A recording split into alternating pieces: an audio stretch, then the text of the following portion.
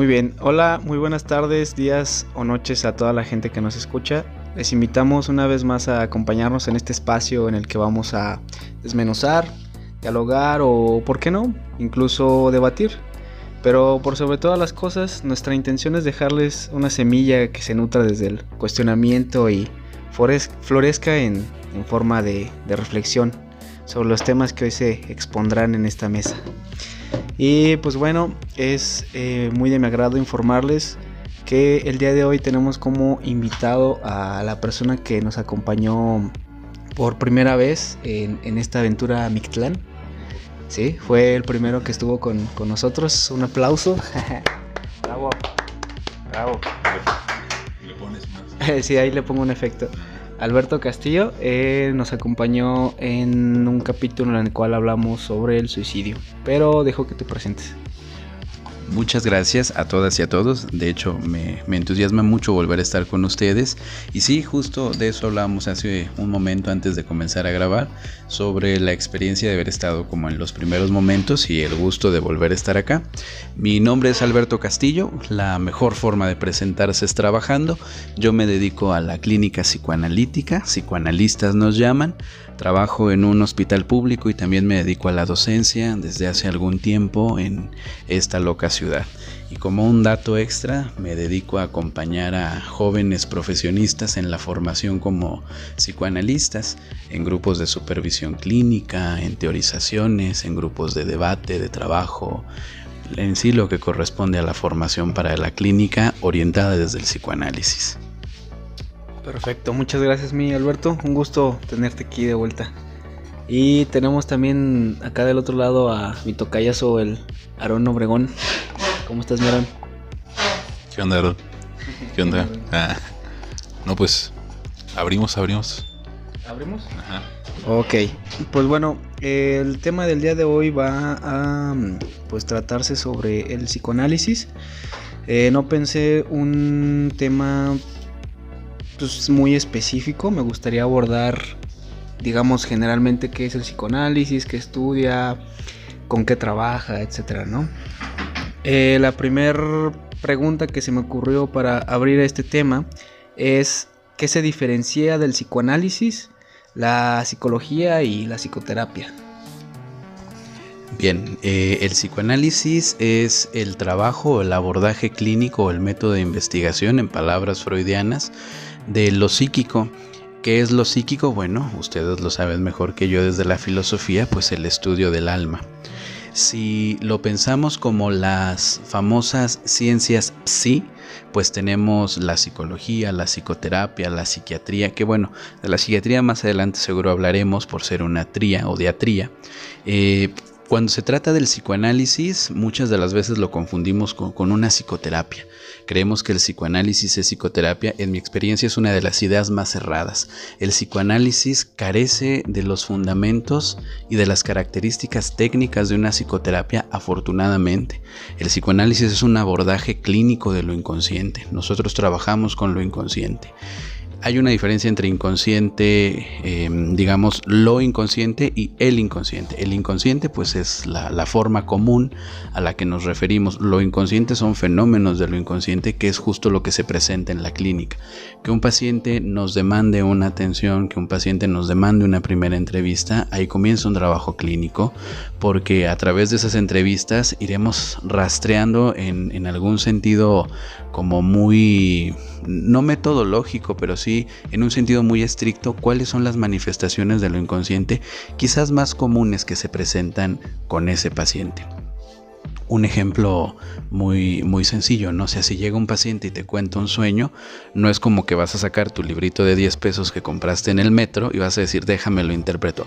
Ay, soñó con flores, se va a morir la abuelita. Ay, se le cayó un diente, perdió dinero. No, sino qué se juega en lo inconsciente cuando el paciente relata un sueño y cómo es que lo relata. Nosotros no interpretamos sueños, nosotros trabajamos con el relato del sueño de un paciente.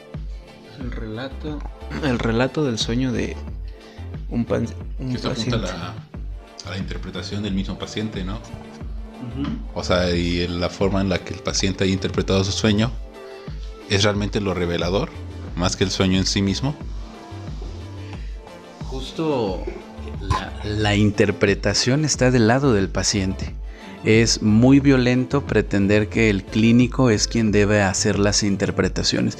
Es una idea psicologicísima de las circunstancias. Si un paciente llega y me dice algo y de repente yo me vuelvo pachita y comienzo a hacer interpretaciones psicomágicas al respecto de lo que me está diciendo, es una proyección, muy probablemente es un delirio.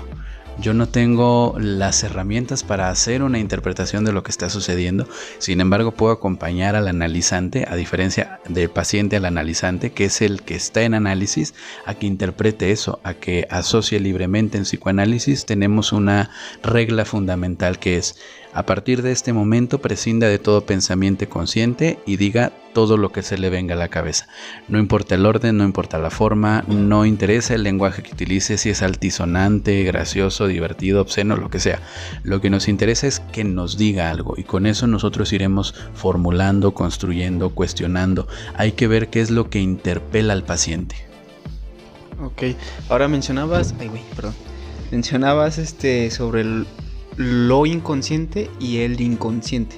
Yo no sabía que había esta diferenciación. O sea, yo pensaba que se trataba de algo pues igual, pero simplemente pronunciado de forma distinta, ¿no? ¿A qué se refiere con lo y el? El inconsciente es hablar de tópicas freudianas: consciente, preconsciente, inconsciente. Es decir, hay como en una estructura psíquica 3 factores que pueden presentarse en un sujeto o en una persona. Cuando hablamos de sujeto, no es sinónimo a persona, sino el sujeto de lo inconsciente. Es decir, está sujetado a lo inconsciente, está sujetado al lenguaje, es un sujeto porque está castrado, etc. Si hablamos de el inconsciente, tópica freudiana: preconsciente, consciente e inconsciente. Seguro a alguien le ha pasado que quiere decir una palabra, no se acuerda qué palabra es, dice lo tengo en la punta de la lengua. Eso es algo que está estimulado desde lo inconsciente, que llega a la preconciencia, pero por alguna clase de censura no sale a la conciencia. Es una forma muy esquemática de describir el inconsciente. Lo inconsciente, por el contrario, son las manifestaciones de lo inconsciente: un sueño, un chiste, un lapsus, un acto fallido, un pasaje al acto, un equívoco, un sueño, cualquier chiste. O sea, eso está relacionado con lo inconsciente. Hay material inconsciente de por medio.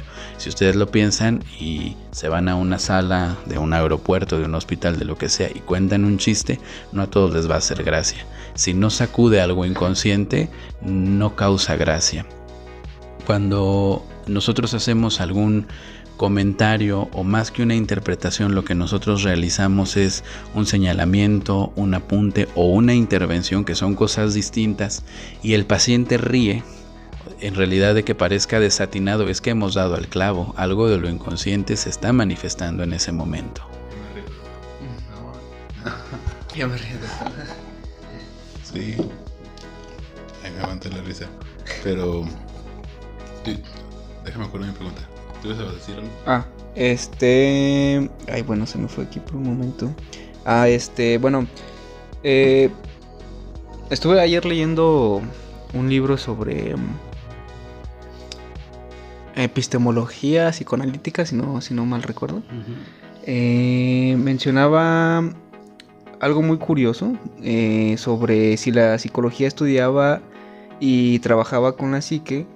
¿No le competiría a el estudio de lo inconsciente? Porque no. Ok, sí, justamente, bueno, pero a ver. Bueno, en realidad la psicología clásica, trabaja con la conducta humana. De hecho, si ustedes lo piensan, la psicología como más básica es la que condicionaba ratones, palomas, la gente quería dejar de fumar, los niños se portaban mal, economía de fichas, tiempo fuera, y hazme un dibujito. O sea, esa psicología clásica se ocupa de la supuesta modificación de la conducta. El psicoanálisis, por el contrario, no se ocupa de la conducta, no porque no nos interese, sino qué es lo que motiva esa conducta. Una cuestión muy esencial en el psicoanálisis es identificar lo que nosotros llamamos como tendencia a la repetición. ¿Qué es eso que se repite constantemente? La psicoterapia más sistémica y graciosa que hay, apuesta porque se repiten patrones, como si se tratara de bordados. A mí me parece muy desatinada esa idea, porque lo que se repite no es un patrón, lo que se repite es algo inconsciente a través del deseo. Es decir, tengo un complejo con mi papá, tengo un problema con mi papá, no sé qué. Me voy, ya no le veo, ya no le hablo, pero luego llega una empresa y quien represente un cargo, autoridad o lo que sea, comienzo a generar un conflicto ahí. Y luego, no sé, me muevo de ciudad y me voy a otro sitio y quien me renta el piso, misma situación. Me representa algo, me recuerda algo de lo inconsciente del padre y lo sigo repitiendo. Eso no es un patrón, eso por el contrario es algo que tiende a repetirse y está generando displacer. Un ejemplo más clásico: todas las mujeres son iguales. Todos los hombres son iguales. La respuesta más pendeja es decir es que haces las mismas elecciones. Eso es muy básico, eso es muy tonto. Realmente, ¿qué es lo que se está jugando en lo inconsciente ahí? ¿Qué de lo inconsciente se está manifestando para que esa repetición opere una y otra y otra y otra? Lamentablemente, si eso no se resuelve, es repetir hasta morir. O sea, es allí entonces, por lo que voy entendiendo, en donde entra... No sé si esté bien, me corrige si no, pero el trabajo del psicoanálisis, o sea, trabajar justamente con esa parte inconsciente para poder realmente desentrañar ese conflicto que se está teniendo en el inconsciente. O sea, no solamente decir, tú, Aarón, o sea, estás teniendo, por ejemplo, como lo que mencionaste, tuviste problemas con tus papás, o bueno, con tu papá en este caso, vas a un trabajo, te encuentras con una figura de autoridad, no lo ven como un patrón que se repite, sino ya, o sea, como algo más, pues más profundo, ¿no? O sea, algo más adentro, o sea, no solamente como una cuestión de... Si fuera un patrón, pues te diría, ten una jefa. Ya se rompió el patrón, ¿no? Cambió la figura, por lo menos en una cuestión de género. No funciona así, o sea, sería demasiado lógico. Por el contrario, si le rascamos, por ejemplo, a cuestiones edípicas, ¿qué fue lo que sucedió en la infancia de Aarón, de Juanito, de Petrita, de lo que sea, para que estas manifestaciones comiencen y una y otra y otra y otra vez? La repetición es muy caótica porque la mayoría de las veces no nos damos cuenta. Nos damos cuenta mucho tiempo después. Y nos damos cuenta porque justo es insoportable. Lo que está inconsciente es insoportable. Hay quien apuesta que el psicoanálisis es volver consciente lo inconsciente. No es cierto. O sea, si tú haces consciente lo inconsciente, ¿y luego qué? ¿Dónde lo pongo? ¿Es un florero para poner en la mesa? ¿Lo acomodo en un librero? No, hay que hacer algo, hay que resignificar esas circunstancias. Ok, ya me di cuenta, tengo una broncononona con mi papá, mi mamá, con quien sea. ¿Y luego qué? Ya es consciente. Hay que hacer un trabajo posterior con eso. Aparte siempre... Perdón, es que me están... Aparte siempre va a haber algo en el inconsciente, ¿no? O sea, tú... digamos que logramos hacer inconsciente algo, pues nuevamente va a haber algo ahí que se incruste ahí en el inconsciente, ¿no? Me imagino. Sí, el inconsciente justamente es dinámico, siempre está en movimiento, siempre está generando otras ideas. Es como decir, yo siempre tengo el mismo sueño desde los 5 años. No creo, o sea, hay cosas que varían. Tal vez hay sueños recurrentes. Un ejemplo, las pesadillas. Hay quien dice que las pesadillas no hay que analizarlas. Justo las pesadillas hay que analizarlas porque nos advierten de una repetición. Por eso son displacenteras, por eso son persecutorias, por eso son aterradoras. Justo una pesadilla es un material necesario de analizar porque nos coloca en una posición de angustia. ¿Mi tocayo? Es que, por ejemplo, o sea, ahorita estoy pensando en el mito. Bueno, creo que sí es un mito, el de Sísifo. Sí, el mito de Sísifo. Sí, o sea, este hombre que siempre está condenado por desafiar a los dioses y está condenado a subir una piedra y siempre fracasar, ¿no? O sea, esto me imagino cuando dices esto de la repetición, ¿no? En la conducta. O sea, alguien que está buscando intensamente poder vivir, ¿no? Vivir bien. Pero intensamente consecutivamente cae con la misma roca, ¿no? O sea, llámese un patrón, lo que sea. Pero yo creo, en cierto punto, es que no sé, o sea, y es la pregunta, o sea, creo que hay ciertas personas y con la reflexión filosófica respecto a qué está pasando con mi vida. Sí, o sea, ¿qué pareja estoy escogiendo? ¿Por qué me siento así con mi jefe y con mi papá o con mi mamá? Creo que pueden abrirse ahí ciertos entendimientos respecto a cómo se está llevando la vida. Entonces yo te iba a preguntar en ese punto, o sea, ¿hasta qué punto se parece el psicoanálisis como esas reflexiones filosóficas? Porque en cierto punto es cuestionarse como lo obvio, ¿no? Lo del sentido común, lo que damos por hecho y decir, no, pues, o sea, eso es lo filosófico, ¿no? Decir, no, pues tal vez esto podría ser de otra manera y tal vez esto pasa por esto, pero realmente no lo sé. ¿O cuál sería ahí el método como que digamos, esto es psicoanalítico? Diferencia la filosofía. Está más fácil, o sea, el psicoanálisis en realidad se encarga de producir enigmas, no da respuestas, no es filosofía aplicada, no es coaching, o sea, por el contrario, hay que partir del enigma del sujeto. ¿Qué interpela el deseo de las personas? ¿Qué interpela el deseo de ese sujeto en ese diván? Nadie sabe lo que desea, nadie tiene ni puta idea de lo que desea. Quien lo dice está mintiendo. Porque el deseo tiene un tinte insoportable, tiene un tinte mortífero. Cuanto más quieres acercarte a la cosa se aleja. Cuanto más te alejas de la cosa ni se inmuta. Cuando estás muy cerca de lo que crees desear, se vuelve muy insoportable. O sea, de verdad estar muy cerca de las cosas que deseas. Es más, banalicen el ejemplo. Al fin van a salir con la persona que tanto han esperado durante meses y lo que sea, y ese día les da diarrea, ese día se caen, chocan en el tráfico, X cantidad de cosas. O sea, el deseo sí tiene un tinte mortífero. No es como entonces vamos a hacer una psicoterapia de metas y a la tercera sesión ya debiste eso está demasiado rosa, eso está muy bobo. El psicoanálisis incluso tarda años. Mucha gente lo clasifica de burgués y no sé de qué tantas cosas. Pues igual y sí, igual y no es de mi injerencia cómo la gente gasta o no sus recursos. Lo que puedo decir es que un trabajo en forma cuesta. Y no me refiero a dinero, me refiero a tiempo, me refiero a síntomas, a una serie de circunstancias que si solo lo resumes a preguntas, pues hazte un cuestionario de una revista, sigue las preguntas básicas de las películas hollywoodenses, mírate uno de estos folletitos de autoayuda, hazte cristiano, lo que sea, y vas a llegar a las mismas preguntas, pero ¿qué vas a hacer con ellas?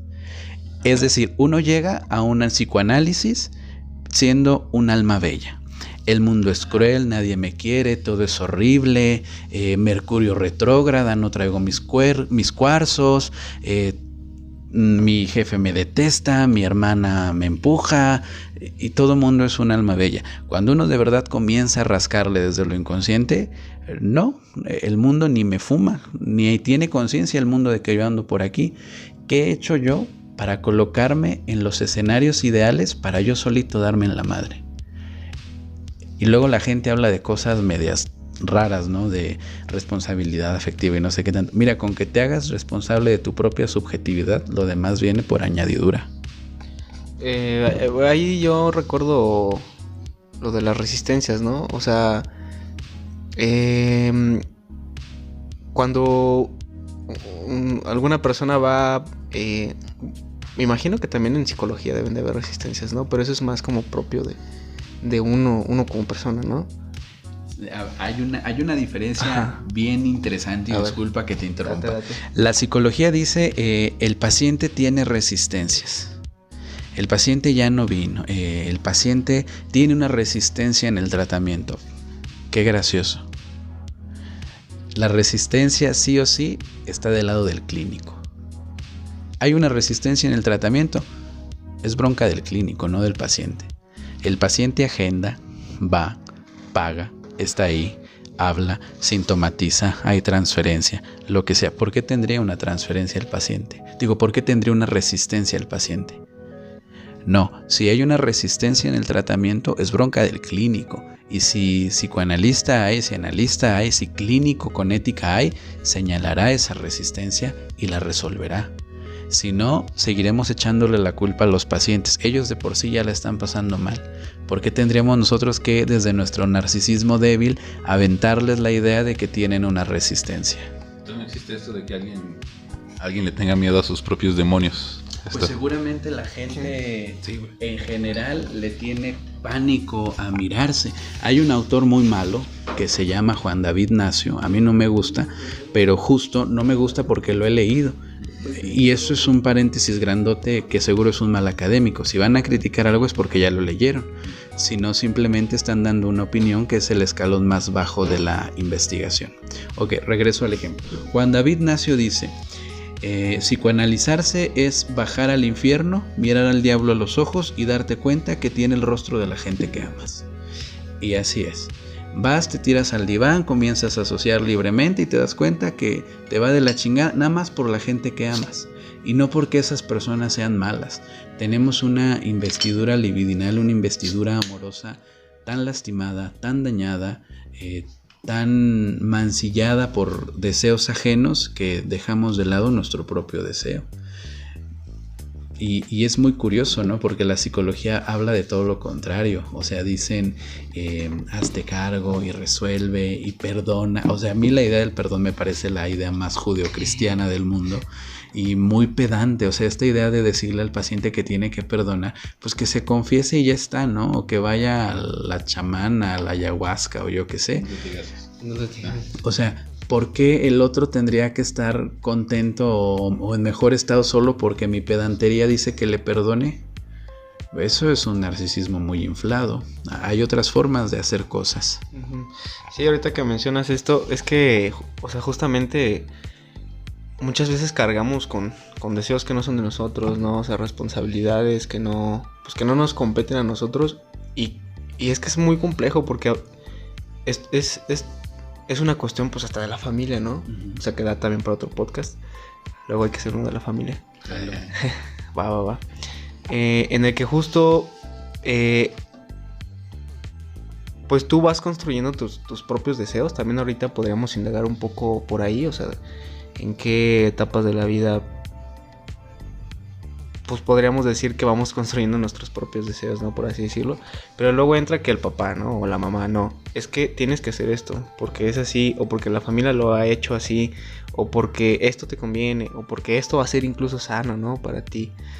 Pero yo me he puesto a pensar que, o sea, realmente es muy, muy complejo lidiar con esto. Y pues, al menos desde mi perspectiva, o sea, hay gente que pues no tiene pues las herramientas, ¿no? Como para pues lidiar mentalmente con eso, o ni siquiera sabe, o sea, simplemente dice, no, pues sí, o sea, sí lo dice mi papá, o sea, me quiere, ¿no? O sea, justamente, ¿no? Me lo dice porque me quiere, ¿no? Y yo crecí con esa idea, pero pues yo me fui dando cuenta de que, o sea, entiendo a ellos. Pues qué manera tan culera de querer, ¿no? Sí, coincido. No, o sea, acaba y ya yo digo algo de eso. No, pues que sí coincido. No. Bueno, es que hace ratito mencionaste que, o sea, me he encaminado con eso. O sea, que el psicoanálisis tarda, o sea, sí, pero con la consecución de resultados que tarda, es un proceso de años en conseguir algo, ¿no? Y mi pregunta es, ¿qué es ese algo, ese resultado que se espera como en el paciente a la hora de hablar de eso? O sea, y también algo que me salta a la vista es, o sea, este rollo del inconsciente. No hay como algo básico en las personas. O sea, todos podemos tener cualquier cosa y desear cualquier cosa. Y puede ser muy distinto entre sí. No está ¿cómo se dice cuando formateas un celular y te viene no hay un de fábrica del inconsciente. O del ser humano inclusive. A ver, si me quieren interrumpir va a estar genial porque seguro me voy a soltar con muchas cosas. Pero a ver, esto se resuelve fácil. 1. El psicoanálisis se ocupa de lo singular, no de lo grupal, ni de lo social, ni de lo político. Hay quien le mete el psicoanálisis a todo, ¿no? A mí me parece que es un ejercicio clínico. Si hacemos de esto una sociología, pues quién sabe a dónde lleguemos, ¿no? El psicoanálisis se ocupa del deseo del analizante, no del de su mamá, no del de su papá, no el de la institución, no el de la escuela, no el de la vecina de enfrente, ni de a 3 calles, ni la señora del Oxxo. Se ocupa de lo que el paciente desea. Y algo bien interesante es que no partimos del deseo mesiánico de salvar a alguien o de ayudar a alguien. O sea, no tenemos 17 años de primer semestre de psicología para decir estudio psicología o psicoanálisis o lo que sea porque quiero ayudar a alguien. Esa es la idea más cerrada y violenta que hay sobre la clínica. Lo último que se hace en la clínica es tratar de ayudar a alguien, porque ahí interviene mi deseo. Y mi deseo es lo menos importante en un análisis. Mi deseo de Alberto, mi deseo de persona, vale un cacahuate, lo dejo en mi casa, lo cuelgo en el perchero. Nada interesa ahí más que el deseo del paciente, porque cuando yo estoy en la clínica no soy una persona, estoy en una función clínica. Mi función es estrictamente y severamente clínica con el paciente. El psicoanalista no tiene derecho de morirse, como diría Marcelo Pasternak. O sea, se murió mi abuelita, se falleció mi perro, yo qué sé. Yo pacté con mi paciente ver el lunes a las 3 de la tarde en tal lugar su próxima cita. El lunes a las 3 de la tarde yo estoy ahí porque yo hice un pacto. Y si yo soy el primero en romper ese pacto, ahí se acabó el análisis. Ahí ya no hay nada que hacer. Por eso mucha gente tiene grandes desilusiones de la clínica, porque sus clínicos fallan. Porque sus clínicos son incapaces de sostener eso. Para ser psicoanalista, ¿qué se necesita? El tripié freudiano, que es análisis personal. Si tú no te analizas, ¿cómo pretendes llevar otro análisis? Yo tengo que ser a 12, 13 años en análisis. Así, nada más. O sea, bueno, o sea, acuérdate de eso del tripié. Pues sí, no, pero o sea, ¿qué obtienes de ese análisis? Así, en concreto. Una manera menos dolorosa, menos tortuosa de habitar el mundo, incluso de habitar mi cuerpo. Hay otras formas de habitar el mundo. Pues es muy estoico, ¿no? No, para nada. De hecho, es lo contrario. ¿Sí? Hay un chingo de COVID en el mundo. Hay un chingo de feminicidios allá afuera. Hay una guerra media velada con Ucrania. Esa maldita guerra le está pegando a toda la producción de la zona industrial de este estado. Demasiado. O sea, ¿de qué manera uno puede sostenerse con tanta pulsión de muerte por todos lados si no es desde el hablar, desde el lugar de la palabra? El clínico que no se analiza, además de ser un farsante, porque lo es un inflado, es un narcisista. Imagínate cuánto narcisismo se puede requerir para yo negarme la posibilidad de hablar, para yo negarme la posibilidad de hablar a un otro para escucharme yo.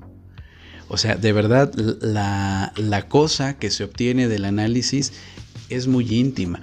Los sujetos tienen derecho a 3 cosas bien básicas: lo íntimo, lo privado y lo público. Quítale las primeras 2, barres al sujeto. Ahí ya no hay un sujeto. Tienes un mimo de YouTube haciendo quién sabe qué cosas, donde todo mundo sabe lo que hace y de qué número calza y con qué pasta de dientes se lava los dientes. Ahí ya no hay un sujeto. Ahí tienes un armatoste raro, producto, si quieres de la posmodernidad, si quieres de lo social, de lo que sea, pero un sujeto te aseguro que no hay. Retomando, tripié freudiano. Análisis personal. Supervisión clínica. Sí, supervisamos nuestros casos. ¿Con quién? Con un otro de mayor experiencia, no con el que sabe más, con un otro de mayor experiencia. Y lo más interesante también de esto, tener la teoría al dedillo. El psicoanálisis no es una intuición, no es yo pienso, yo siento, yo creo, yo imagino. Tampoco la psicología es una intuición. Yo doy clases en licenciatura y en maestría, y la primera regla es: genere un argumento. No me diga yo pienso, yo siento, yo creo, yo imagino, supongo. Eso es el escalón más bajo de la investigación. Eso es una opinión. Genere un argumento. ¿Va a criticar algo? ¿Qué leyó? Argumento. ¿Qué leyó para criticar eso? Fundamento. Ok, es que a mí no me gusta Freud. ¿Qué leyó de Freud? Nada. Es que a mí no me gusta Erich Fromm. ¿Qué leyó de Erich Fromm? A mí no me gustó, lo leí. A mí no me gusta Jung, lo leí. A mí no me gusta la psicoterapia sistémica, la leí, la viví, me pareció lo más chafa. A mí no me gusta lo cognitivo-conductual, lo experimenté, lo probé y jamás lo recomendaría. Eso es un argumento. Y le puedo decir por qué, y le puedo explicar esto, y le puedo explicar esto otro. Es como pretender que los duelos se curan con fluoxetina, ludoxetina, sertralina, N cantidad de antidepresivos. No, el chocho mismo no tiene la función de curar nada de la subjetividad. Puede inhibir una característica química o una característica orgánica del cuerpo, pero eso no quiere decir que el paciente se va a sentir mejor. A lo mejor ya no puede llorar, a lo mejor ya puede dormir por una función química, pero eso quiere decir que su angustia se alivió. No. Un paciente polifarmacia hipermedicalizado en una estancia de clínica de salud mental era el más quietecito, el mejor portado, no daba problemas, no gritaba, no arañaba, no escupía, no insultaba y nadie hablaba con él. Y un día por metiche le pregunto cómo está y me dice: usted no tiene ni la menor idea del infierno que hay dentro de mí, aunque me vea quieto, aunque me vea sentado. Un paciente somnoliento, un paciente hipermedicalizado es un paciente mal medicado. ¿Vas a decir algo? Se me fue esta idea.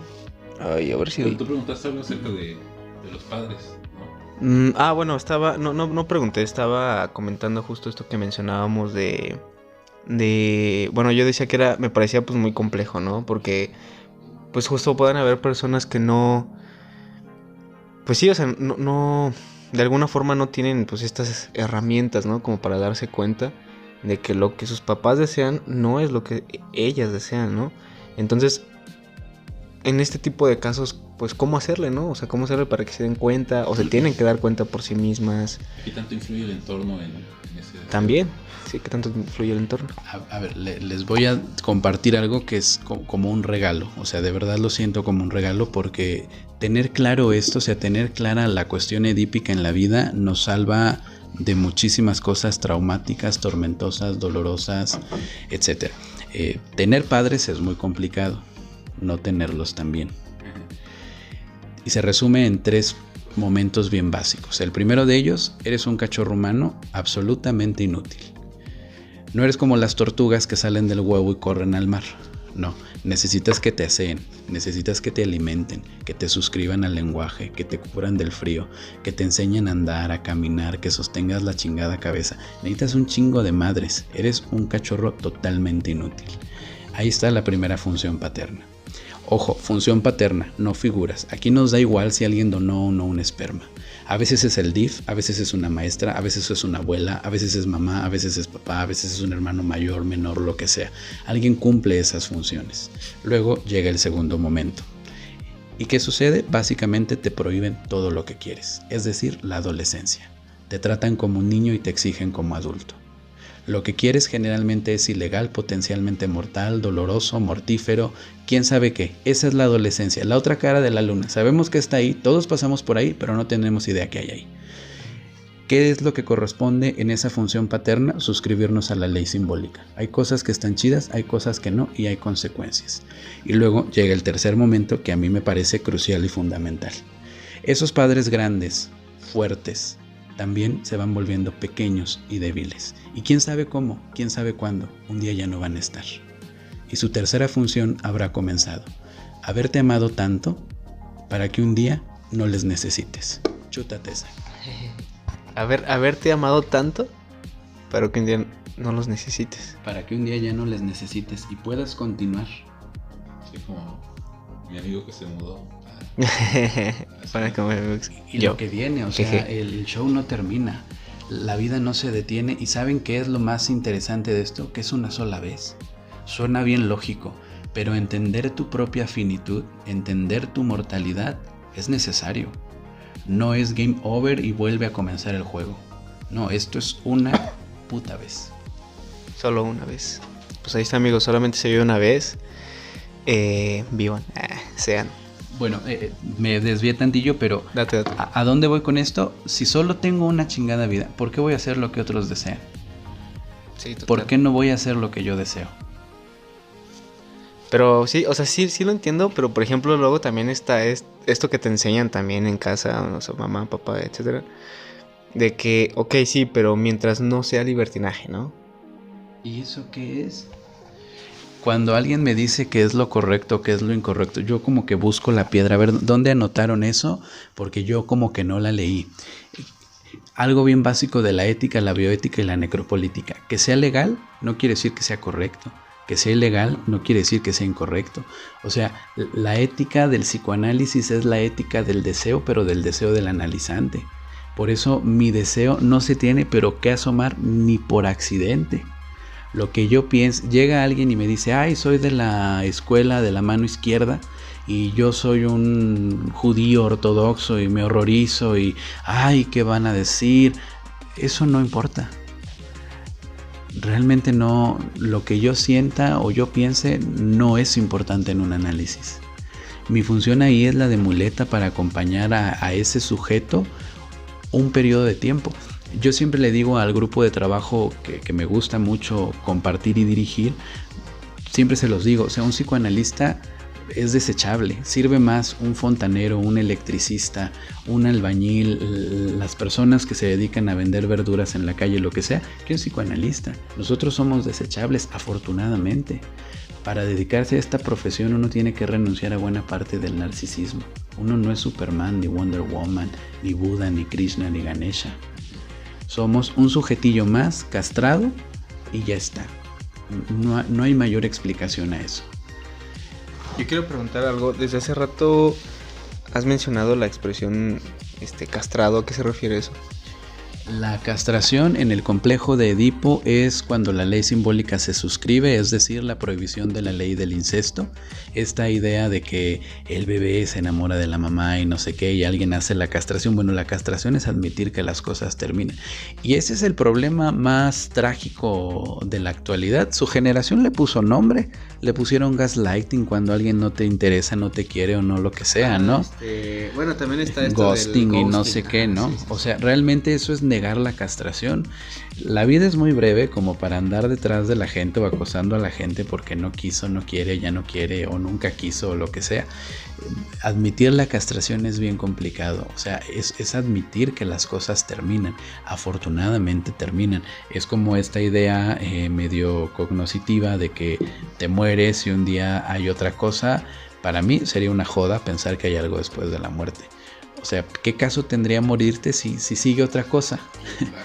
¿Qué cosa más chistosa, ¿no? O sea, se supone que la muerte sería el fin de la vida, que realmente no lo es, pero ¿qué gracia tendría morirse entonces? Si hay otra joda después. Es más, hasta hay un señor que te juzga y te manda o a 7 infiernos, o al paraíso, o al infierno, o al purgatorio. Me parece que eso es todo un oxímoron, ¿no? O sea, vida después de la muerte, ¿no? O sea, está como medio... Pero, o sea, si está o no, eso es otro pedo, ¿no? El hecho es que no sabemos si está o no. Pues ojalá que no. Mira, Sí. y si la hay y me preguntan, ¿quiere volver a la tierra? Me hago pendejo toda la eternidad. No, gracias. Anamikusein. Ándale, Nah, pues, es sí. decir. ¿Te vas a mencionar algo? No. Es que ya se me fue la onda respecto a mi pregunta. ¿Qué fue lo último que mencionamos? Pero, ¿sí? Ok, es decir. Bueno, nada más para agregar esta parte. Bueno, me presento, soy Adrián. Esta parte sobre la castración siempre se me ha hecho bien interesante por la parte de que pareciera más como una la aceptación como de esa limitación universal, ¿no? De que las cosas tienen una finitud o que la realidad se impone para decirnos que hay cosas que no se pueden. Eso es como una manera como también de ver esta parte de la aceptación de la castración, de decir, ¿sabes qué? Hay cosas que no se pueden en la realidad. Y eso pues es una manera de identificar los límites de esa misma realidad. Identificar los límites de esa misma realidad.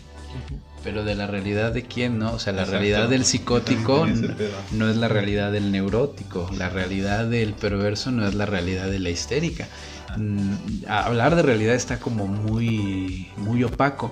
Pero sí, a ver, es decir, si llega un paciente y me dice que todos los días revisa las historias de Instagram, de Facebook o de donde sea, ya está ahí, yo creo que historias en el periódico, y sale una cancioncita X, la que quieran, totalmente aleatoria, y dice, es que es una persona que me está dejando un mensaje. Vámonos al cognitivo conductual, ¿qué le dirían? Eso es una idea irracional. No, para esa persona es una certeza que cualquier canción que salga en la historia de Instagram es su enamorado del siglo XIX que le está dejando una canción por ese medio. Es una idea paranoica. ¿Y qué con eso? O sea, yo perdería mi tiempo al decirle eso no es cierto, eso no está en la realidad. Más loco me vería yo tratando de explicar eso. Por el contrario, ¿por qué a este sujeto le es más conveniente, ejemplo, saberse perseguido, saberse vigilado, que saberse solo? O sea, ¿por qué tuvo ese pensamiento? Vaya. Es que es que hay muchas cosas. Sí, pero saberse solo no será también dentro de eso asumir una castración. No creo, el paciente paranoico, al contrario, ni se entera de la castración, está forcluida. En un concepto lacaniano eso está forcluido, es decir, no es parte de su estructura, está como afuera. Por el contrario, con el paciente neurótico, pues sí, ¿no? Sabe que posiblemente esa historia que subió su mejor amiga no era necesariamente dedicada a ella o a él. O sea, es como, pues podría ser, ¿no? Y acá de este otro lado, la mayoría de las veces podría presentarse como una certeza, incluso una certeza persecutoria, ¿no? Y ya desde entonces no voy a la farmacia porque siempre tienen canciones que me están dando mensajes y bla, bla, bla, bla, bla, bla, bla, ¿no? La de la farmacia. O incluso, ¿no? El paciente con un tipo de psicosis química inducida por la sustancia que más les guste, llega y te dice, es que hay mensajes cifrados en los mosaicos de tu piso y pues ahí se ve claramente cómo me quieren hacer daño y bla, bla, bla, bla, bla y X cantidad de cosas. No sé, si yo le digo, eso no está en la realidad, pues seguro me la mienta. ¿Para qué va y te la dice? Yo lo estoy viendo. si está en su realidad, o sea, si está suscrito a lo que él conoce como realidad. Entonces preguntarse respecto a la subjetividad del mismo paciente. Que él se lo cuestione. O sea, yo me puedo pasar toda la noche preguntándomelo, pero que algo en su deseo sea interpelado. Y que esa misma subjetividad resuelva. Y que esa subjetividad reencuadre el síntoma. Nosotros no somos dentistas. Está bien pendeja la idea de que quitamos síntomas. Nosotros no quitamos síntomas. No son caries, no es un diente podrido. Una caries mental. Hay que regresar ese síntoma al carril, ¿no? O sea, que ese síntoma vuelva a ser algo. Por eso el psicoanálisis ni es ciencia, ni es psicología y afortunadamente no es psicoterapia. Sí, bueno, dale. Se me fue. Bueno. Es que, o sea, yo te hacía ahorita la comparación con la filosofía, no por menospreciar, sino porque, o sea, justo la filosofía tiene mucho en boga, al menos la mayoría de los filósofos y filósofas, esto de si lo que debe ser es o puede ser de otra manera. O sea, y justo lo que, o sea, pero eso es en general, no lo aplica a subjetividades, o sea, lo aplica en todas las ramas de la filosofía, ¿no? Entonces, o sea, justo el método psicoanalítico me parece que tiene un tanto de filosófico, y yo no sé hasta qué punto decir que de hecho lo es, ¿no? O sea, tampoco he conocido, no he leído al respecto. Si el psicoanálisis no parte de la filosofía, no tendríamos transferencia. Si el psicoanálisis no es Foucaultiano, no es psicoanálisis. O sea, no podemos sostener una práctica analítica sin la filosofía. Algo muy, muy básico, ¿no? O sea, si yo quiero hablar de transferencia, ¿cómo no me voy a remitir al banquete? ¿Cómo no voy a hacer alusión a otros filósofos? ¿Cómo no voy a tomar la cuestión más esquemática del discurso si no es desde la filosofía y no desde la lingüística? O sea, realmente nos quedaríamos atados de manos. Bueno, en esta cuestión de, por ejemplo, de lo real, pues a mí me suena mucho a metafísica. Sí, de hecho les puedo contestar algo medio raro y si quieren lo quitan del podcast, ¿no? No. Pero esta pregunta que realizas del ser y de bla, bla, bla, bla, bla, que suena muy a Heidegger, en realidad la podríamos responder desde Jacobo Grinberg. O sea, un neurofisiólogo desaparecido en México que se metió a temas muy chamanísticos y es reciente, ¿no? Ahí la noticia. Lo revivieron hace poco, pero sí. Está muy chusca la historia, ¿no? Sí, la he escuchado. O sea, sí, el psicoanálisis es más fácil explicarlo desde la física y la física cuántica y las matemáticas que desde la filosofía y la psicología. Yo recuerdo esa plática Y sigo sin entender, bueno. Porque Si quieres explayarte ahorita, adelante, ¿eh? necesito un pizarrón, es un mal académico de mi parte. Pues mira, aquí hay libreta, aquí hay lapiceros. Ok. Entre más dibujitos mejor, porque no voy a entender. El- Sí, es cierto. ¿No tienes? Tengo plumones. En la teoría de Lacan, A ver, espera. recurrimos a matemas, recurrimos a nudos. Perdón, voy a recurrimos interrumpir un poquito, ¿eh? a teoría de cuerdas. Otra vez. Aquí hay lo que ¿la necesitas. neta? Sí, o sea, si tú te explayas mejor así, adelante. Y subimos una foto. Ándale, sí. Ok, cuando pensamos en psicoanálisis creemos que solo es decir supuestos diagnósticos estructurales y lo psíquico y los fenómenos psíquicos y todo eso. Sí, pero también hay que esquematizarlos para tratar, no de comprenderlos, porque eso, insisto, es alejarse de la cosa, pero sí poder en cierto sentido demostrar o soportar la teoría a través de ciertas formulaciones. Por ejemplo, cuando hablamos de fantasma, cuando hablamos de sujeto, hay ciertos signos a los que nos tenemos que referir para dar soporte a lo que decimos. Es más, un ejemplo más sencillo, todavía más sencillo. Si nosotros pensamos en el Edipo, creemos en la historia absurda de la familia, de que hay una mamá, hay un papá y hay un hijo, cuando pues, la gente nomás se agrupaba a lo pendejo porque hacía frío, pero creemos que es una familia, ¿no? Y alguien se reprodujo y etcétera, etcétera, lo que ustedes ya conocen. Y cuando sucede un embarazo, todo el mundo dice es un embarazo deseado, es un embarazo no deseado. Todos nacemos de un deseo, hasta del deseo de que se muera el escuincle, pero nacemos de un deseo. Ahí ya hay deseo, ahí ya hay algo inscrito. Algo se suscribe en el inconsciente de ese chiquillo que anda regodeando en un útero. Luego es expulsado a la vida, como les gusta decir a ustedes. ¿Y qué sucede? Ya les expliqué las tres funciones paternas, etcétera, y todo eso. En el Edipo hablaríamos que hay una investidura libidinal de la madre hacia el chiquillo y que tarde o temprano se supondría que el padre tendría que hacer una castración, el complejo de castración, es decir, hacer esa separación entre el niño, la madre, etcétera, etcétera. O sea, que ese narcisismo primario pueda ser retornado al yo para producir un narcisismo secundario, es decir, investir otros objetos de amor. Ahora bien, ¿qué podría ser un narcisismo secundario? Un enamoramiento del tipo que quieren, que se interesen por algo. Es más, O sea, pero perdón, ese enamoramiento, ese narcisismo secundario ajá, ya sería del hijo. sí, porque la madre y el padre se volverían a sus investiduras libidinales. Aquí, por ejemplo, podríamos explicar parte de la transferencia. Ojo, no es lo mismo una transferencia con el neurótico que una transferencia con el psicótico. Son cosas distintas en la clínica. Es más, hay muy pocas o habemos muy pocas personas que trabajamos con psicóticos. En San Luis, pues muchas menos, ¿no? O sea, quien dice que trabaja con eso, luego yo me pongo chistoso y les hago preguntas y si no me las saben responder me queda claro que no saben trabajar con la psicosis. No porque yo tenga la verdad absoluta, sino que hay cosas que si haces con el psicótico vas a desbaratar esa estructura. Hay estructuras muy frágiles a las cuales no les podemos meter las manos transferencialmente porque, por ejemplo, ¿qué pasaría con un psicótico enamorado? Una erotomanía, un amor persecutorio. O sea, ¿eso en qué beneficiaría a alguien? En nada. Ok, regresando a esto. Cuando pensamos en la física, pues podemos pensar incluso en dimensiones, ¿no? Un punto, una línea y entonces sí ya una profundidad. Ahora bien, queremos pensar en el tiempo. Hay tiempo cronológico, que es el relojito y el calendario, y hay tiempos lógicos. ¿Por qué otros maduran en diferentes momentos? ¿Por qué otros tienen cambios que otros no? Eso es el tiempo lógico del sujeto, el tiempo de lo inconsciente. Es decir, si nosotros creemos que a los 12 todos deberíamos de tal y tal, nos vamos a dar cuenta que en lo humano todo es una moneda al aire.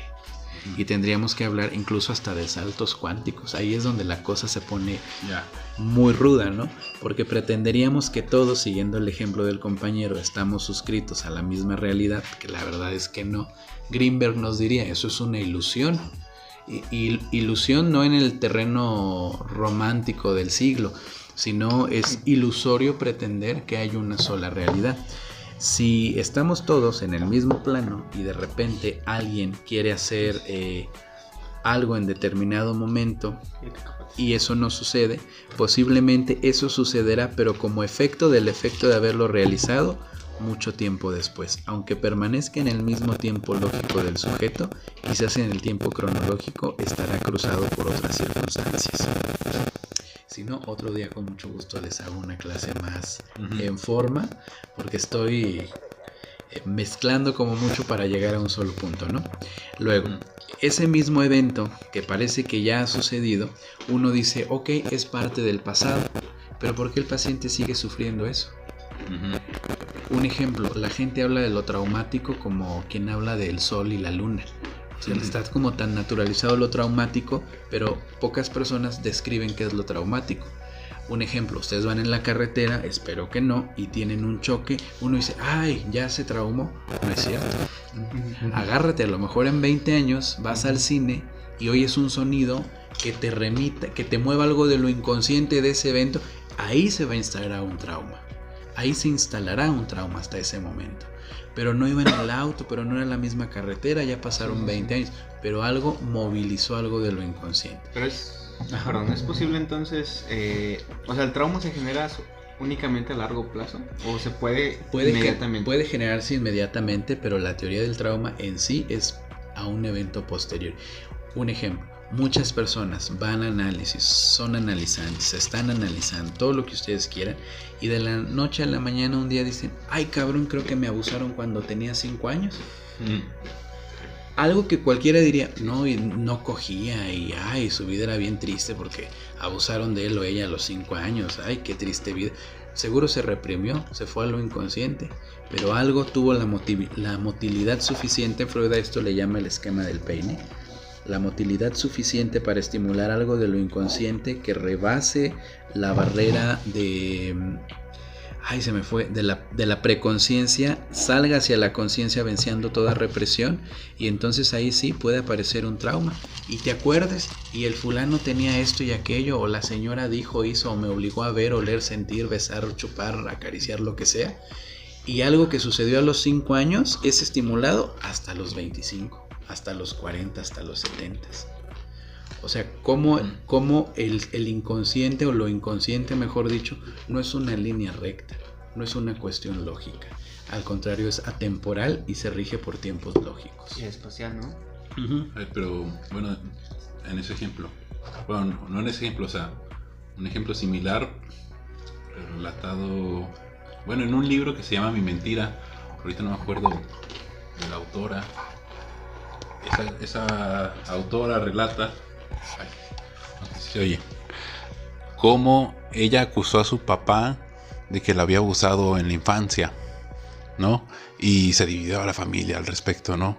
Y ya su papá falleció.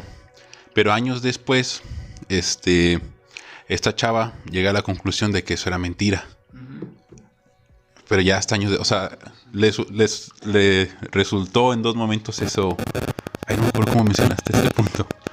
De que llegó al consciente, ¿no? En 2 momentos distintos de distintos resultados y hasta contrario, ¿no? Ahí lo que apuntan es de que fue lo que apunta la misma autora es porque fue que en ese momento, pues ya había terapias feministas y en Estados Unidos se tuvo todo un dilema respecto a la ideología en las terapias, con los psicólogos, porque muchos pues metían deseos, ¿no? Al respecto. Pero es muy extraño eso, ¿no? O sea, ¿cómo te das cuenta? Bueno, ¿cómo ves eso? Y es que es bien común, o sea, a ver, esto lo digo con mucho cuidado y no es una ley. Hay muchos recuerdos infantiles mezclados con fantasía. Si mi cosa dolorosa era no saberme deseado por el padre, no saberme deseado por X familiar, y con deseado no me refiero a deseo sexual, sino que no era grato en su vida. Por supuesto que entre lo inconsciente y todo eso se van a mezclar los afectos, y de qué otra manera podría emerger una representación de que alguien sí me quería, me tocaba o me lo que sea por un abuso. Es bien delicado trabajar abusos sexuales desde la mirada analítica porque se juegan muchas cosas, ¿no? Un ejemplo, o sea, con estas ideas de sembrar deseos en los pacientes o implantarles recuerdos falsos, es bien fácil, o sea, realmente en un desliz, en un mal comentario, implantas algo que no estaba ahí. Y lo realmente triste de eso es que sucede más de lo que nos imaginamos. luego esos propios pacientes llegan de sus fracasos clínicos al psicoanálisis. Y ya fui a la ayahuasca, y ya fui al cognitivo conductual, y ya fui al sistémico, y el neuropsicólogo, y el psiquiatra, y el mindfulness, y ya hice yo. Y recaen a la profundidad de lo inconsciente. Generalmente el psicoanálisis trabaja con lo que ya nadie puede trabajar. Y eso es una menuda tarea, o sea, no es pedantería, de verdad. Muchos pacientes son veteranos de la psicoterapia porque no pudieron resolver nada en la psicoterapia. Bueno, no es para decir, la autora del libro se llama... Ay, se me olvidó el celular. Se llama Meredith Maran, es la autora de My Lie. Se llama... El libro Mi Mentira. Sí, Mi Mentira, una verdadera historia sobre una falsa memoria. Sí la había escuchado. Okay, mi pregunta es la siguiente. ¿De qué manera psicólogo, terapeuta o analista en un error pudieran llegar a comentar o a intervenir de una manera en la que instauren o planten, digamos, el propio terapeuta, su deseo en el paciente, que genere estas, no sé si distorsiones en las cuales la persona pues si se vea abusada o se vea con otra clase de trauma que realmente, que la realidad objetiva no existió? Eso es bien fácil. Lo no analizado deviene en el clínico en contratransferencia. O sea, va a ser bien fácil de leer. En un sentido más coloquial o más simple, no digas nada que el paciente no haya dicho. O sea, por eso la idea de que el clínico interpreta es muy errada. O sea, no somos no somos tarotistas, vaya. O sea, el paciente dice algo y nosotros con ese algo hacemos algo, pero no le ponemos palabras, no le ponemos, es más, a veces ni sinónimos, porque hay un significante en juego. O sea, no para todos la palabra árbol significa lo mismo, no para todos una época significa lo mismo. Esa es la singularidad del paciente. Nosotros trabajamos con singularidades, por eso los diagnósticos psiquiátricos se caen bien fácilmente. Imagínate que te estandaricen en un diagnóstico, vaya, estandarizado en un hombre anglosajón de 50 años con ingresos medianos que si lo pones en contraposición dólar-peso, por supuesto que no son ingresos medios en México, son ingresos altos en México, con una calidad de educación, bla, bla, bla, bla, bla, bla. Es insostenible un diagnóstico. Pero que mira que la psicometría, que esto, que lo otro. Bueno, ok, ¿qué va a hacer con ese diagnóstico? Nada. Obtener ganancias secundarias muy probablemente. El argumento del psiquiatra, que yo he escuchado mucho, es de que, ok, dejando de lado el aspecto del diagnóstico, que hay que ver que ya hay una implicación fisiológica a través de sus síntomas, que eso sí es que vamos, ahí es donde ellos tratan de justificarse el aspecto del diagnóstico, que quiere decir que si estos signos, estos síntomas ya están afectando fisiológicamente, no poder dormir, no poder comer bien, no poder disfrutar del alimento, no disfrutar del descanso, eso ya implica pues tal cual ya una afectación que ya implica por lo menos una observación de caso, que es, digamos, que ellos tratan de justificarlo para separarlo de los aspectos de lo psicoanalítico, pues. De lo psíquico. Y entonces uno se pregunta para qué tienen la psiquiatría, ¿no? O sea, realmente lo podría resolver medicina interna o lo podría resolver neurología. O sea, no hay mayor. Yo estoy trabajando en un hospital público y no tenemos psiquiatra, afortunadamente. Hay cosas que le corresponden a psiquia, hay cosas que le corresponden a neuro, hay cosas que le competen a mi área, porque eso es bien curioso, ¿no? O sea, yo entré como psicólogo clínico, pero uno encuentra la grieta institucional y metes el psicoanálisis. Lo que era impensable, ¿no? Un psicoanálisis en la institución, un psicoanálisis en la práctica pública, un psicoanálisis gratuito en un sentido estricto. Bueno, es posible. Justo por eso el psicoanálisis le sacan pollas a cualquiera. Dale. Sí, bueno, si quieres. Pues a mí me gusta mucho esta idea al respecto de que es la misma subjetividad quien tiene que arrojar el problema y en cierto punto generar la solución, ¿no? Es como esta idea gramsciana de que lo metí muy forzado, pero sí tiene que ver no, o sea, que todo sistema lleva en sí mismo la semilla de su propia destrucción. ¿no? En sí mismo pareciera que los sujetos también. Bueno, me dirás si sí o si no. Pero ahorita, por ejemplo, es un caso cotidiano. Ahorita tengo una maestra de inglés que terminó con su pareja. Llevan años casados, ¿no? Y fue al psicólogo del seguro, creo. Y les recetó Centralina. Y, o sea, porque ella de verdad estaba bajoneada, mal. La Centralina es la que te ayuda justo a ser más feliz, ¿no? Ajá. ¿Hasta qué punto dar eso, mientras surge pasa un proceso de terapia, puede ayudar a que la misma subjetividad del individuo cambie respecto al problema? O sea, darte una droga así para decir, mira, la vida es feliz, tómate esto. Y ya cuando acabe tu tratamiento va a ser, no mames, sí, la vida sí es feliz. Es que yo pienso no iban a hablar eso de la vida es feliz, pero la vida es distinta. Yo pienso ahí que entra lo que hemos estado viendo, ¿no? Que justamente es el psicoanálisis busca escarbar en la parte inconsciente. Escarbar en la parte inconsciente para justamente resolver todo esto y no simplemente pues parchar. Pero si la misma subjetividad del sujeto está podrida, no sé, o sea... A ver, ¿qué es lo que perdió su maestra? No perdió una pareja.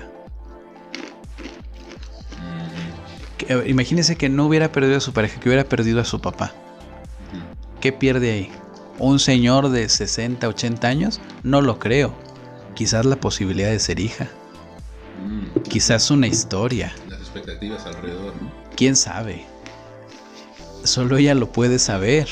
O sea, esa es la subjetividad. Si yo digo, es que me voy a divorciar mañana, estoy bien triste, denme fluoxetina, ay, me muero. 1. Esa madre va a tardar de 3 a 4 semanas en hacer el primer pico.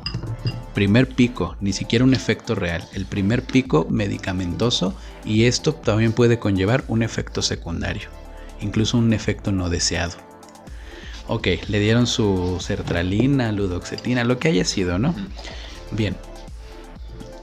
¿Sigue triste? Supongo que sí. Pasaron 5 semanas. Ya está trabajando su chochito y todo eso. Ella sigue separada. El vato no va a volver. ¿Eso le quitó la tristeza subjetiva? No, porque no era química. Para nada. Al contrario, le podrá dar algún tipo de soporte meramente orgánico, casi químico, para transitar eso. Pero ¿va a transitar el duelo? Y no hablo del duelo de Elizabeth Kubler-Ross. Yo nunca he visto un duelo de lo que describe Elizabeth Kubler-Ross. Yo nunca he visto esas fases organizadas y bonitas en un paciente. Jamás. ¿Cuál es el trabajo del duelo entonces? Imagínense que llegan a su casa, se mete un ladrón, lo encuentra en su habitación y le arranca un pedazo y se va corriendo. Y usted dice, devuélveme eso que es mío. Y se va corriendo atrás del ladrón, gritando, pataleando, llorando, con un montón de lágrimas y mocos en la cara, pero por dentro sabe que lo que se llevó nunca se lo va a regresar. Porque lo que se llevó ni es suyo ni es mío, es un trozo de sí. Ese es el trabajo del duelo en psicoanálisis. Sí, tiene que ver con la otra edad, ¿no? También. O sea, siempre queda una parte del otro en uno mismo, ¿no? Mira, más sencillo. Su generación es maravillosa para estas cosas, ¿no? Ya no le llamó, ya no le habló, ya no le mandó mensajes, ya no le dio corazoncitos a sus historias, ya no... Le iba a decir le mandó un correo, pero ustedes ya no mandan correos electrónicos. Lo que sea, ¿no? Lo que sea que hagan las redes sociales. Es más, ya no se ven, ya no van al café, ya no toman marcha juntos. Eso es una muerte simbólica. Te moriste en el simbólico del otro, eso sí está bien cabrón. El simbólico es lo que corresponde a las palabras, o sea, ya no existes en su simbólico, ya no te piensa, ya no te desea, es más, ya ni te sueña. Eso es un dolor narcisista muy insoportable. O sea, el duelo no es decir, ay, se fue el fulano. No, previo a eso empezó una separación emocional bien cabrona. Porque estoy casi seguro casi seguro que esa separación duró mucho. Simone de Beauvoir y Jean-Paul Sartre, La ceremonia del adiós. Si no lo han leído, léanlo. Se iban a separar durante un mes. Esa separación duró 10 años, hasta que Sartre se murió. ¿Y cómo inicia el libro? Acabamos de experimentar algo justamente aquí, un fenómeno lo del inconsciente. Tuve un acto fallido. Discúlpenme. Está chido. Pero bueno, quedó guardado.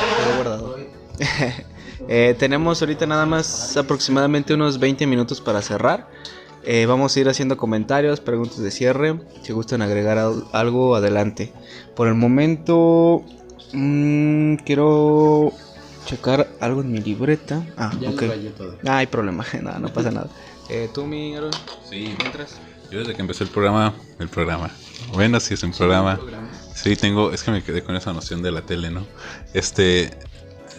Cuando las personas dicen así coloquialmente, ay, me traicionó el inconsciente, se refieren justo a eso, ¿no? El inconsciente no traiciona, el que traiciona es el yo.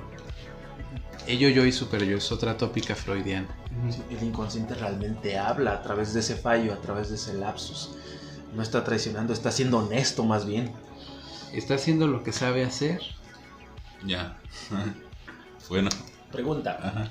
Mencionó algo y creo que para los escuchas del podcast sería interesante establecer esta parte de la contratransferencia. ¿Qué sería la definición de contratransferencia como tal?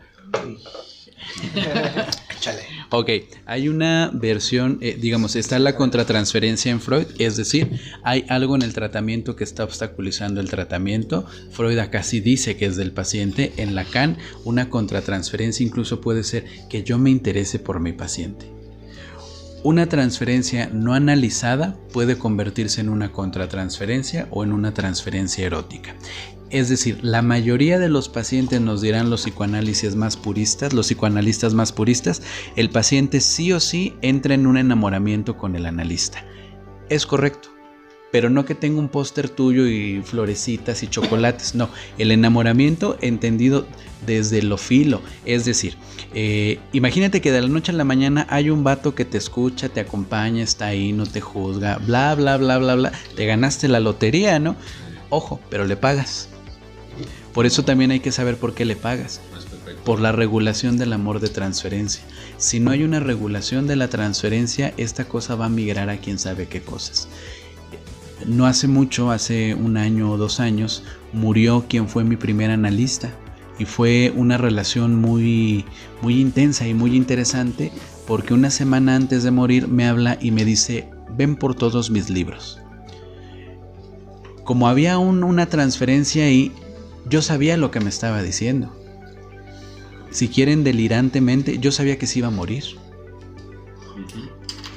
Una semana más tarde, su hermano se comunica y me dice, acaba de morir. Fue la sensación de pérdida amorosa más grande que he experimentado en mi vida. Porque a la tierra, o sea, al hoyo, a la fosa, también se fueron mis sueños, mis fantasías, mis lapsus de muchos años. O sea, quien los había escuchado, se le acaba de tragar la tierra. O sea, yo tengo otra supervisora, tengo otra analista, lo que ustedes quieran, ¿no? Pero esa primera experiencia analítica fue diferente a todas. Igual, en la transferencia psicótica, uno, decía Marcelo Pasternak, uno tiene que ser consciente que es para toda la vida, hasta que cualquiera de los dos se muera, el analista o el analizante. ¿De qué manera puedes trabajar con eso sin generar una contratransferencia?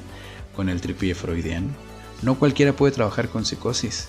O sea, y no es gandallada. O sea, necesita ciertas estructuras. La psiquiatría las llama enfermedades adaptativas. Pretenden que desarrollamos enfermedades adaptativas o psicopatologías adaptativas para lidiar con el delirio, para lidiar con la alucinación. Un paciente medicalizado o hipermedicalizado, un paciente polifarmacia, no va a dejar de alucinar nunca.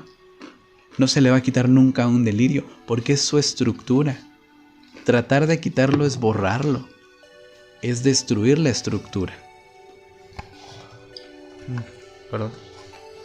En esta parte hay una frase que me gusta, ahorita no me acuerdo, se me fue el autor, pero bueno, en sí dice que más o menos esta parte en la que cuando las personas no inscriben en nosotros, o no inscriben el yo de cada individuo, uno trata como de cubrir esos huecos, cubrir esos vacíos, entonces uno termina inscribiendo en sí mismo, porque es esta referencia. En mi caso particular, también fallece lo que es mi terapeuta, y de alguna manera, digamos, para cortar un poquito esa parte, pues yo inscribo en mí para negar un poquito esa parte de la pérdida, al grado que pues tengo un tatuaje para hacer referencia, alusión directa a esa pérdida, para de alguna manera yo forzarme a no olvidar esa pérdida. Pero eso pues después en mi propio análisis se pudo interpretar un poco esa situación, pero yo sí lo veo bien importante. No es tanto algo que comentaba sobre el deseo del analista, y en psicoanálisis muchos autores están de acuerdo en la parte de que pues sí, no hay un deseo en el analista más que el del mismo análisis, analizar el caso tal cual. De ahí en fuera ya no es psicoanálisis, ya fuera de ese deseo ya se perdió. Y por eso te hacía el comentario sobre la contratransferencia, porque dentro de ese aspecto, digamos, narcisista, soberbio, muchos terapeutas, psicólogos, independientemente de la rama o digamos, pues como se le llama, ¿no? Corriente psicológica que trabajen, niegan el aspecto de las emociones que pudieran generarse hacia sus pacientes, hacia sus analizantes, si son psicoanalistas. Entonces yo creo que ese es un punto que es muy importante, en que cualquier terapeuta, sea o no dentro de la corriente psicoanalítica, debe considerar, porque eso pues termina dañando mucho esta relación terapéutica. Si analista ahí lo va a señalar, y lo va a señalar en el análisis de ese paciente. O sea, uno no puede jugar a qué es la piedra, al contrario, si hay un afecto hay que ver qué efecto tiene ese afecto. Incluso hay... Bueno, eso se los cuento otro día, ¿no? Yo trabajo en una investigación internacional donde investigamos cosas muy raras de la clínica. Lo escuché en clase. Sí, eso es muy curioso, ¿no? Hay cosas del saber inconsciente que ni el paciente sabe porque el analista sabe, pero las sabemos. Incluso estás un día en la calle comiéndote un elote, lo que quieras, y dices, ¿y qué será de fulanito, no? Y te llega un mensaje de fulanito. Vas cruzando la calle y dices, ay, hace mucho que no veo a fulanita, y fulanita dobla la esquina. O sea, hay un saber inconsciente que escapa de la ciencia, que escapa de nuestro discurso, y que sin embargo está ahí. Ese es el saber inconsciente.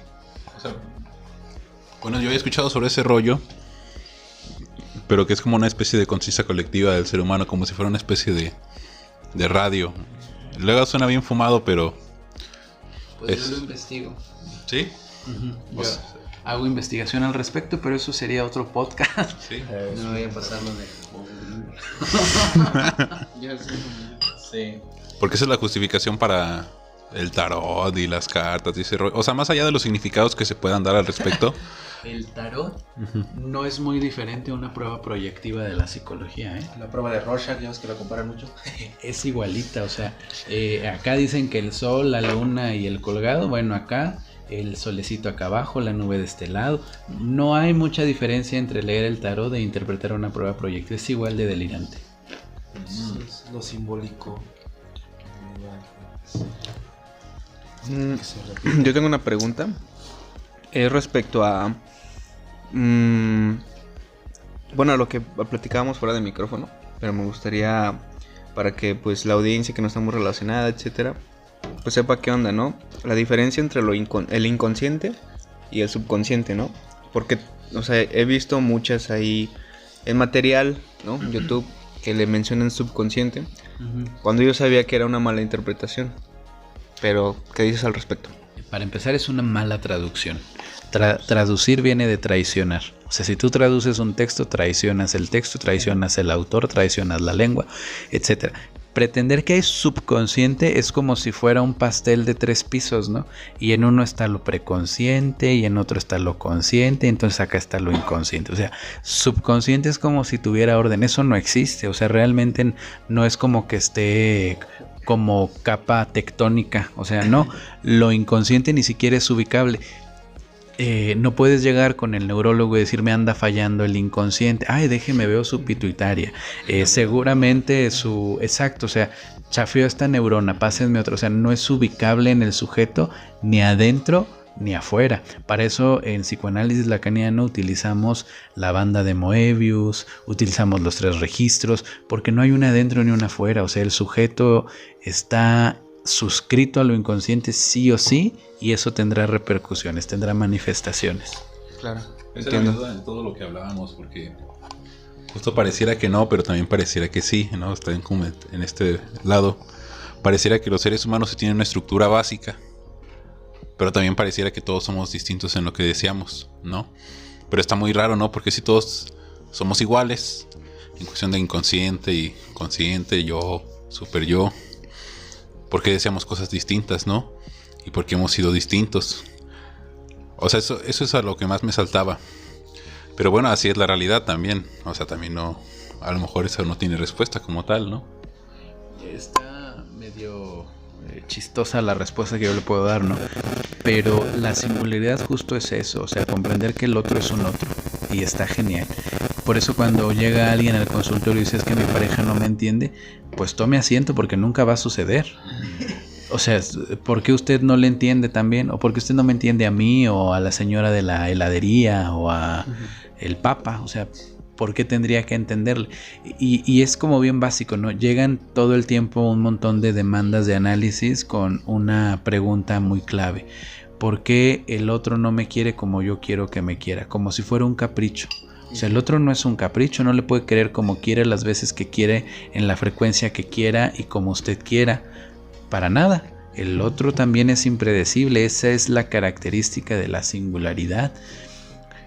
Vaya, si la vida funcionara como Tinder, pues estaría bien fácil, ¿no?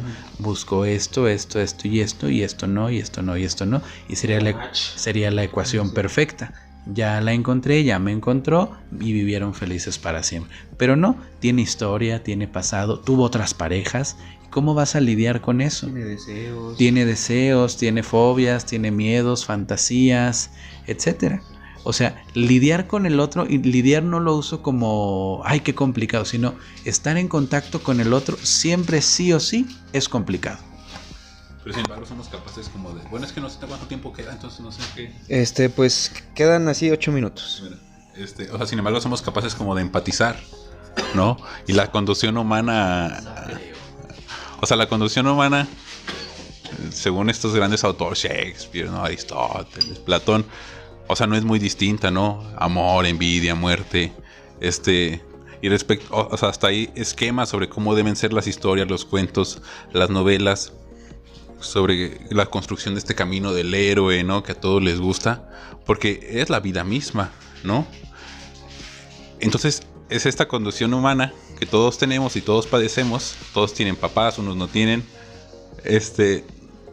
Vaya, pero dentro del mismo marco, ¿no? Humano. No, el último ejemplo sí no fue muy útil, pero todos nos desenvolvemos en una realidad y pareciera que el ser humano tiene los mismos problemas. O esto que dice Hegel, ¿no? Para estar más claros, esto de que la realidad es cíclica, ¿no? Bueno, la historia de la humanidad es cíclica. Porque en cierto punto somos las mismas personas con las mismas pasiones y motivaciones humanas en ese sentido, pero la tecnología va cambiando cada vez, ¿no? Entonces ese desenvolvimiento de humano, del dolor, del placer, de los sentimientos, se va desenvolviendo en nuevas tecnologías simplemente.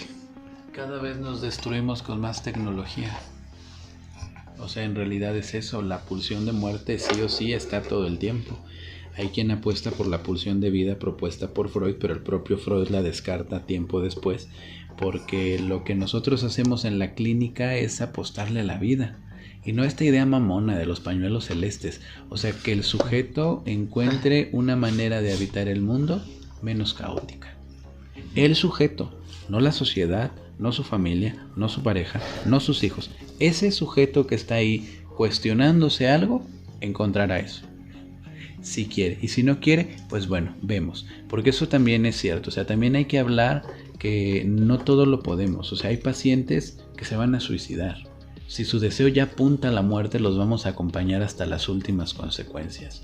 ¿Eso nos hace malos clínicos? ¿Nos hacen malas praxis? No, yo no le puedo obligar a vivir. Pero que no se convierta ese acto, digamos, ese acto de suicidio, no se convierta ni en un acto perverso, ni en un acto agresivo, violento, o sea, hacia otros, pues, en el cual, o sea, que esté en paz esa persona y haga ese, digamos, ese conecte con ese deseo, pues sí, dentro de esa pulsión de muerte, que vaya en paz o vaya en sintonía con ese deseo, por así decirlo. Que no haya angustia, o sea, así nada más, sin angustia, o sea, si... Es más, luego mucha gente dice, es que es peligroso para sí mismo y para los demás, hay que internarle. ¿Cuántos pacientes no se suicidan en internamiento? En internamiento, en lo que se pretendería, debería evitarlo. Evitar las cosas, chicos, tomen nota, anótenlo en grande, solo nos precipita las cosas. Evita, ok, sí. Ser feliz. Evita ser feliz. No, pero... Es que a mí se me ocurren muchas historias con eso, o sea... Imagínate una persona que su deseo es matar a alguien, ¿no? Y va al psicoanalista. Y ya, o sea, ¿qué haría un psicoanalista al respecto de...? O sea, es una... Lo más triste es que pasa más frecuente de lo que parece, por supuesto.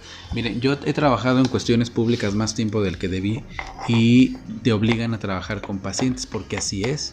O sea, hay pacientes perversos que solo van a ir a querer angustiar al clínico, pero por ley los tienes que atender. Y vas a que te cuenten los peores crímenes, lo que no salió en las noticias, lo que no viene en los diarios, tristemente lo que no viene en los expedientes judiciales. Vas a escuchar todo eso. ¿Cómo te tragas toda esa mierda sin ahogarte? Tienes que desarrollar ciertas habilidades y nada tiene que ver la empatía. La empatía sirve para vender libros. Uno no tiene la capacidad de colocarse en el lugar del otro y esas fantasías. Lo que sí es la empatía es que si frente a ti hay un otro que está sufriendo y tú no haces nada, eso te vuelve cruel. Eso sí es un riesgo psicopático. Ahí sí estaríamos hablando de que alguien no tiene empatía. Pero esta idea rosa de cantar Sinatra con helados de vainilla en la mano porque es muy empático, para nada. Eso es otra cosa. Ok. Pues bueno, ya quedan nada más 3 minutitos. Si quieren le cortamos aquí.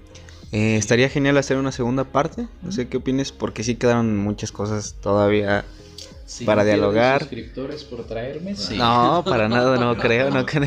De hecho, hasta ahora el podcast que más ha tenido vistas es donde saliste tú, mi Alberto. Sí, el primerito. Sí, pero sí, paramos aquí y podemos organizar una segunda parte. Ya puedo tomar de lo que escuche de este podcast más temas, estructurarlo más, pues no sé cómo ven. Va que va. Entonces, pues aquí le detenemos. Muchas gracias por escucharnos. Nos vemos. A ver, acá el tocayo. ¿Quieres decir algo? Ok. Pues bueno. Nos escuchamos en la próxima. Bye.